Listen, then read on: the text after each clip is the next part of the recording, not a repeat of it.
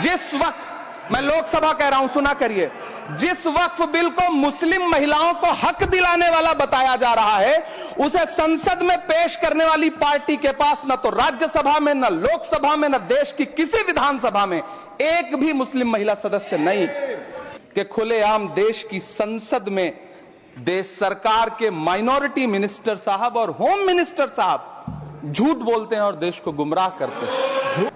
हम ही को कातिल कहेगी दुनिया, हमारा ही कत्लेआम होगा। हम ही कुएं खोदते फिरेंगे, हम ही पे पानी हराम होगा। धन्यवाद सभापति महोदय। हम ही को कातिल कहेगी दुनिया, हमारा ही कत्लेआम होगा। हम ही कुएं खोदते फिरेंगे, हम ही पे पानी हराम होगा। सभापति महोदय, सन 1947 में दिल्ली की जामा मस्जिद की तारीखी सीढ़ियों पर खड़े होकर के भारत रत्न मौलाना अबुल कलाम आजाद साहब ने कहा था कि मुसलमानों कहां जा रहे हो, यह है तुम्हारा मुल्क, यहां तुम्हारे आबाओ अजदाद की कब्रें हैं। उस वक्त मौलाना आजाद की ये सदाएं सुन करके लोगों ने अपने सरों की गठरियां उतार करके रख दी थी। आज उसी दिल्ली में मौजूद देश की संसद में एक बिल आया है जो हमसे उसी जामा मस्जिद की सीढ़ियों के सबूत मांगेगा, जो उन्हीं सीढ़ियों के पास अपनी कब्र में सोए हुए मौलाना आजाद को फिर से कब्र से सदा देनी पड़ेगी कि ये जो कब्र है वो मेरी कब्र है, ये किसी सरकार की जागीर नहीं है। सभापति महोदय, मैं जहां खड़ा हूं इसी संसद भवन के सामने सड़क के उस पार अपनी कब्र में सोए हुए भारत के पूर्व राष्ट्रपति फखरुद्दीन अली अहमद की कब्र है। शायद अब उस कब्र से भी सदाएं आए कि ये कब्र मेरी कब्र है, ये सरकार की जागीर नहीं है।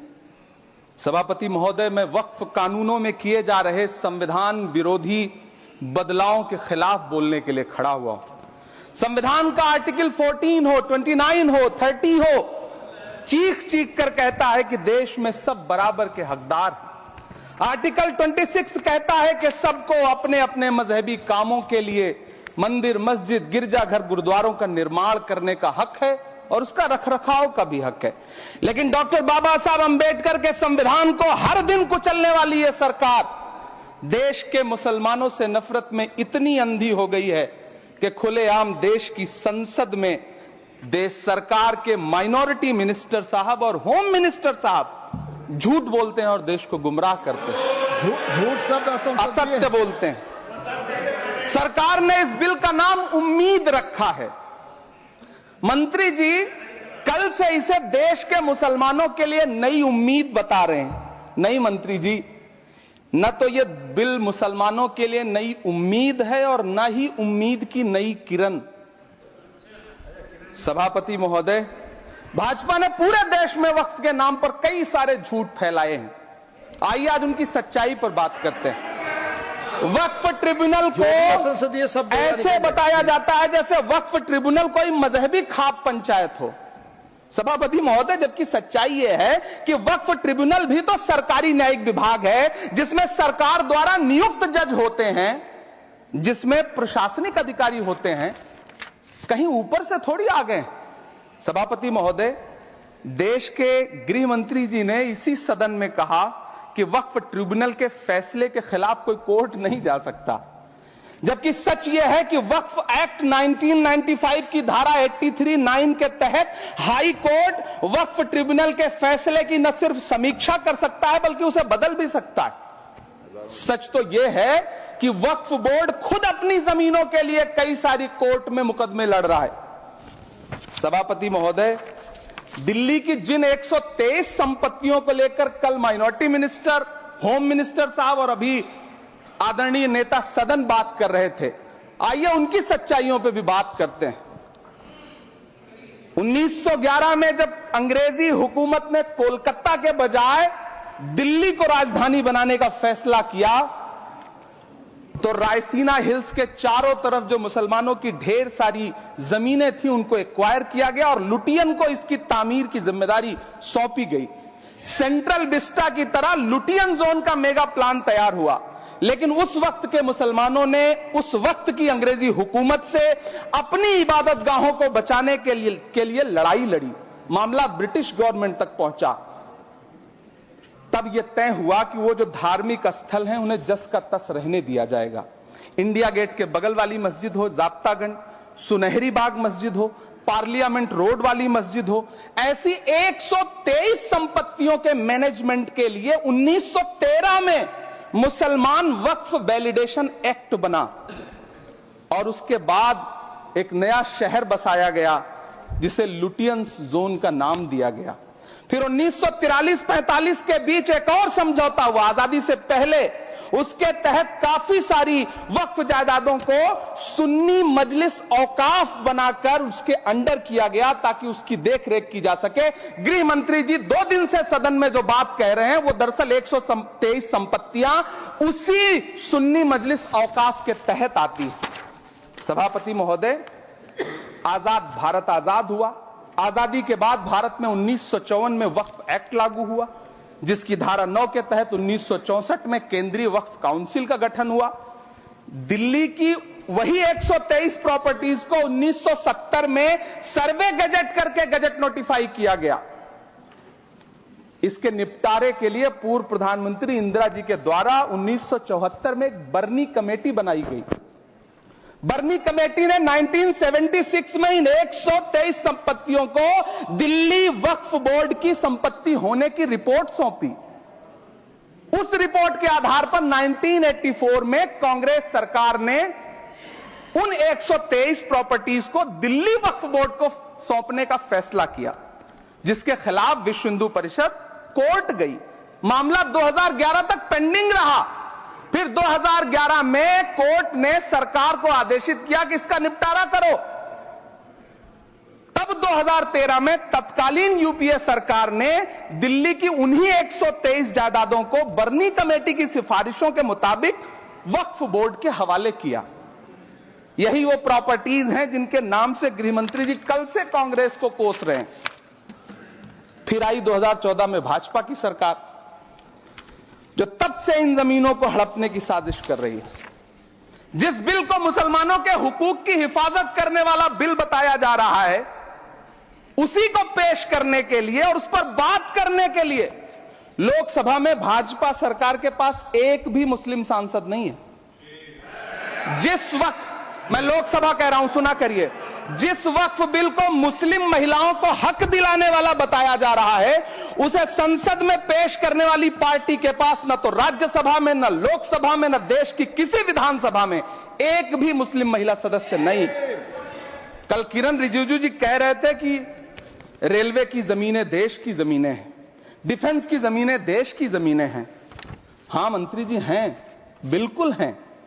ये जो वक्फ की जमीनें हैं, ये हमारे पुरखों ने धार्मिक कामों के लिए डोनेट किया है, तो हम भी तो इसी देश के नागरिक हैं, हम भी तो इसी देश के बेटे हैं, तो वक्फ की जमीनें भी तो इसी देश की जमीनें हैं। उनको पराया क्यों बोलते हैं आप? सभापति महोदय, अशफाकुल्लाह खान जब फैजाबाद की जेल में फांसी के फंदे पर झूल रहे थे, तो इसी देश की जमीन के लिए झूल रहे थे ना। सभापति महोदय, अंडमान की जेल में काला पानी की सजा काटकर अपनी जान देने वाले मौलाना फजले हक खैराबादी हो या शेर खान अफरीदी हो, वो भी तो इसी जमीन के लिए अपनी जान दे रहे थे ना। सभापति महोदय, पाकिस्तान के खिलाफ लड़ते हुए अपनी जान देने वाले महावीर चक्र विजेता ब्रिगेडियर उस्मान हो या पाकिस्तान के पैटर्न टैंक उड़ाने वाला परमवीर चक्र विजेता वीर अब्दुल हमीद हो, वो भी तो इसी जमीन के लिए अपनी जान दे रहा था ना। और मंत्री जी, मैं इस सदन में अलल ऐलान ये कहता हूं कि जब भी इस देश की जमीन को लहू की जरूरत होगी, आपसे 2 कदम आगे इमरान खड़ा मिलेगा, ये मैं आपसे यकीन दिलाते हुए कह रहा हूं। सभापति महोदय, मैं सरकार से कहना चाहता हूं, हमसे हमारी इबादत गाहें तो मत छीनिए ना, हमारे घरों पे बुलडोजर तो मत चलाइए ना, हमारी कब्रों में तो हमें सुकून से सोने दीजिए ना।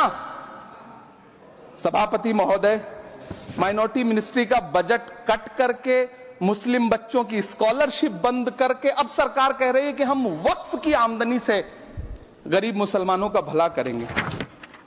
गुजरात की बेटी बिल्किस के बलात्कारियों की रिहाई के बाद उन्हें माला पहनाने वाली लोगों के नेता ये कह रहे हैं कि यह बिल मुस्लिम महिलाओं को उनका हक दिलाएगा।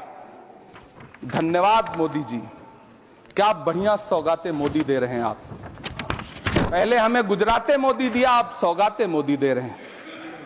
लेकिन यह सरकार इतना याद रखे कि इसी ठसक के साथ देश की संसद में सीए का कानून भी लाया गया था और कहा गया था बड़े बड़े भाषण देकर के कि पड़ोसी देशों से हिंदू भाइयों को ला करके यहां नागरिकता दी जाएगी। लेकिन मैं आपके संज्ञान में लाता हूं सर कि पिछले इतने दिनों में इनसे नागरिकता लेने के लिए 2000 व्यक्ति भी नहीं आए, जबकि इसके उलट इन्हीं की सरकार में पिछले 10 साल में 15 लाख से ज्यादा भारतीयों ने भारत की नागरिकता छोड़ करके दूसरे देश में जाकर के बस गए।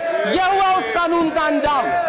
सभापति महोदय, इसी तरह की जिद के साथ किसानों के खिलाफ भी कानून लाए गए थे। जिस तरह आज वक्फ के फायदे गिनाए जा रहे हैं, उसी तरह से किसानों को भी कृषि कानूनों के फायदे गिनाए गए थे। लेकिन अंजाम क्या हुआ? 700 किसानों की शहादत लेने के बाद सरकार को अन्नदाता किसानों के सामने घुटने टेकने पड़े और कृषि कानून वापस लेने पड़े।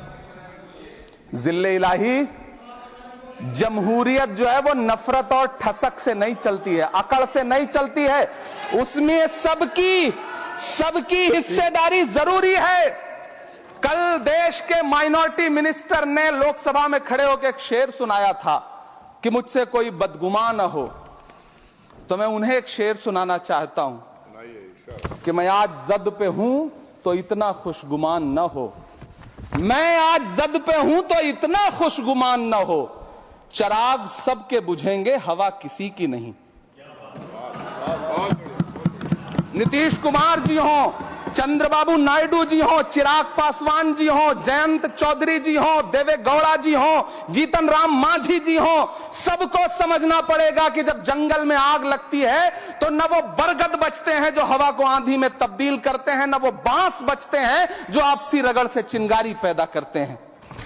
सभापति महोदय, जब देश को मनमोहन सिंह साहब जैसा काबिल प्रधानमंत्री मिलता है तो देश को आरटीआई जैसा एक्ट मिलता है, सेज जैसा एक्ट मिलता है, मनरेगा जैसा एक्ट मिलता है, लिबरलाइजेशन मिलता है, राइट टू एजुकेशन मिलता है, नेशनल फूड सिक्योरिटी एक्ट मिलता है। लेकिन जब देश को सौगातें मोदी मिलती है तो क्या मिलता है? सीए मिलता है, फॉर्म्स लॉ मिलता है, आर्टिकल 370 मिलता है, इलेक्टोरल बॉन्ड जैसा एक्ट मिलता है और वक्फ अमेंडमेंट एक्ट जैसे बिल देश को मिलते हैं। मुझे तो अपने हमवतन भाइयों से पूछना है कि आपको अपने बच्चों की तरक्की, खुशहाली और नौकरी की दरकार है या फिर मुसलमानों की दान की गई जमीनों को लूटकर धन्ना सेठों को देने की साजिश करने वाले कानून की?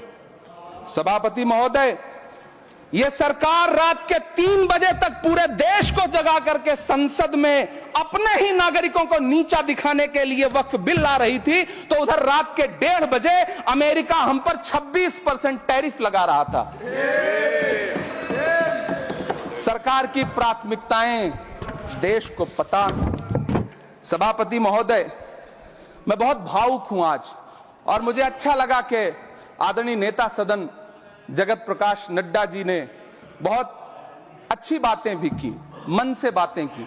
क्योंकि उनके नाम में प्रकाश जुड़ा है तो मैं उनमें हमेशा एक रोशनी की किरण देखता हूं।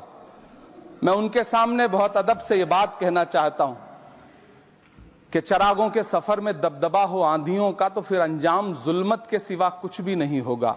यह दुनिया नफरतों के आखिरी स्टेज पर है, इलाज इसका मोहब्बत के सिवा कुछ भी नहीं होगा। मैं भावुक हूं, मेरी पलकें गीली हैं। अगर देश की एक बहुत बड़ी आबादी को लगता है कि आप उसका भला करने के लिए नहीं बल्कि उनकी इबादतगाहों, उनकी कब्रिस्तानों, उनकी खानकाहों को बर्बाद करने का बिल ला रहे हैं, तो फिर आप अगर समझाने में नाकामयाब रहे हैं तो यह आपकी नाकामयाबी है। पहले समझाइए, उसके बाद कोई बिल लेकर के आइए, तब शायद हम आपका इतनी पुरजोर तरीके से विरोध ना करें। लेकिन सभापति महोदय, मैं अंत में सिर्फ इतना कहना चाहता हूं कि इस बिल में जो भी पॉइंट्स दिए गए हैं, बॉम्सी पोर्टल देख लीजिए, सरकार का झूठ आपको पकड़ में आ जाएगा। हम डरे नहीं हैं, हम सिर्फ सरकार से अपील कर रहे हैं कि हमें अपना समझिए।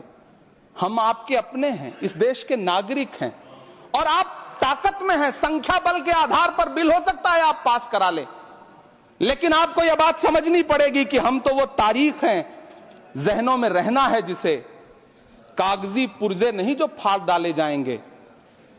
जिस जमीन पर मैं खड़ा हूं ये मेरी पहचान है। आप आंधी हैं तो क्या मुझको उड़ा ले जाएंगे? आपको यह बात समझनी पड़ेगी।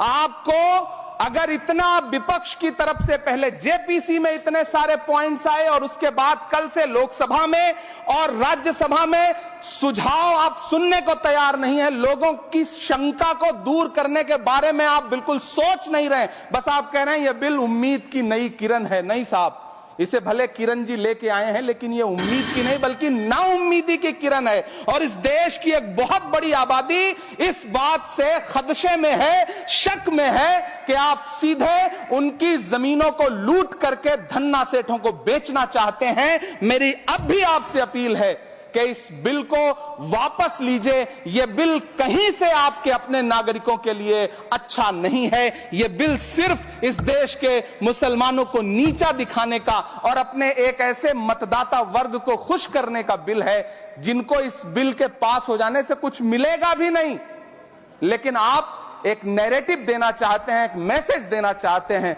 मेरी आपसे अपील है कि कृपया ये जो सबका साथ सबका विकास का नारा है, प्रभातखबर.com, विश्वास वही, रफ्तार नहीं।